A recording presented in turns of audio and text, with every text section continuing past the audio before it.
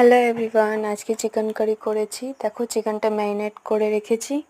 এখন জিরে ফোড়ন দিয়ে পেঁয়াজটা ভেজে নেব। পেঁয়াজটা ভেজে নেওয়ার পর আলুটাও ভেজে নিয়েছি। চিকেনটা দিয়ে দিলাম কড়াইতে, নাড়াচাড়া করে নেব। দেখো জল ছেড়ে দিয়েছে, কষাচ্ছি এখন চিকেনটা। দেখো চিকেনটা তেল ছেড়ে দিয়েছে। আলু দিয়ে দিলাম, আলু দিয়ে নাড়াচাড়া করে নেব। গরম জল দিয়ে দিলাম মাংসতে। দেখো মাংসটা ফুটছে। আলুটা গলে গেলেই এই যে জিরে গুঁড়ো দিয়ে দিলাম, গরম মশলা দিয়ে দিলাম, নাড়াচাড়া করে নেব। নাড়াচাড়া করে দেখো নামিয়ে নিয়েছি। কেমন হয়েছে সবাই জানিও, পাশে থেকো।